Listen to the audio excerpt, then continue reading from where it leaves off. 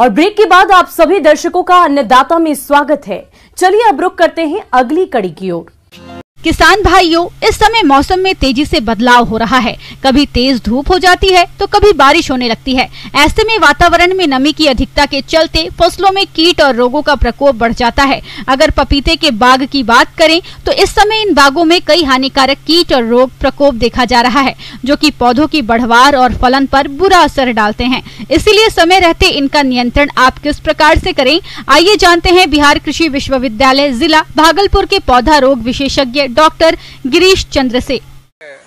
बहुत ही अच्छा फसल है, लेकिन समय समय पर यदि ध्यान ना दिया जाए और इसमें अनेक प्रकार की इस तरह से बीमारियां लग जाती हैं।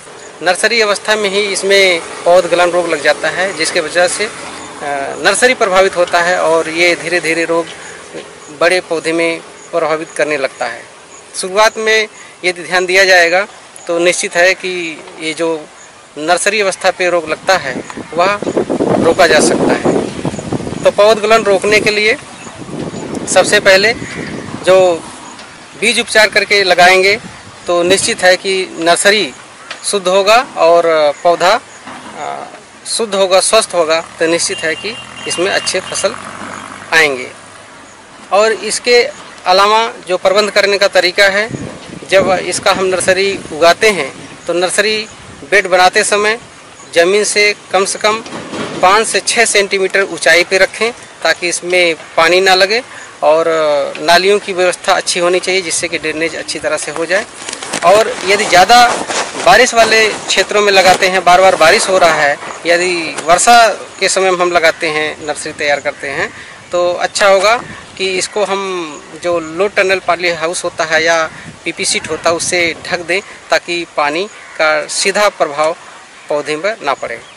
बचाव के तरीके में हम जैव जीवनाशी का भी प्रयोग कर सकते हैं। जैसे ट्राइकोडर्मा है तो ट्राइकोडर्मा 5 ग्राम प्रति किलो बीज की दर से उपचारित करके लगाएंगे तो ये पौध गलन जो रोग है वो नहीं लगेगा।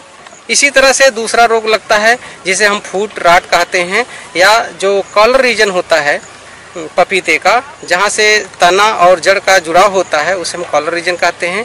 और वह पोर्शन क्या होता है जहाँ पर बार बार गर्मी और अधिक वर्षा होता है या नमी होता है, वहाँ पर पीथियम नामक फफूंद होता है।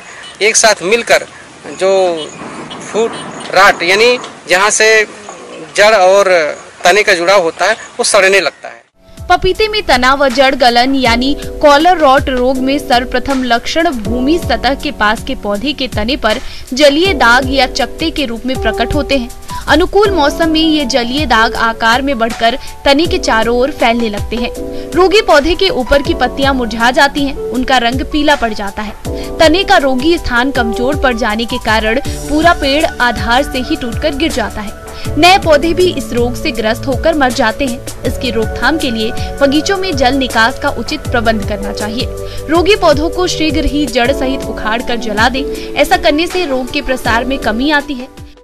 तो इस रोग से बचाने के लिए शुरुआत में ध्यान देना होगा कि जहाँ पर हम पौधे को लगा रहे हैं वो गड्ढा यदि बना कर लगा रहे हैं तो उसको हम उपचारित कर लें।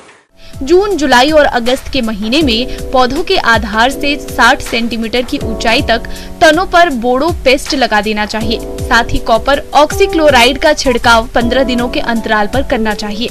और यदि नर्सरी उपचारित करके हम उगाए हुए हैं तो ठीक है, नहीं अगर किए हैं तो बिचड़ा को यानी नर्सरी को भी आप उपचारित करके इस तरह से पौधे को लगाएंगे तो जो फूट राट या इस तरह से जो पौधा सड़ कर गिरने वाली बात आती है वह नहीं आएगा।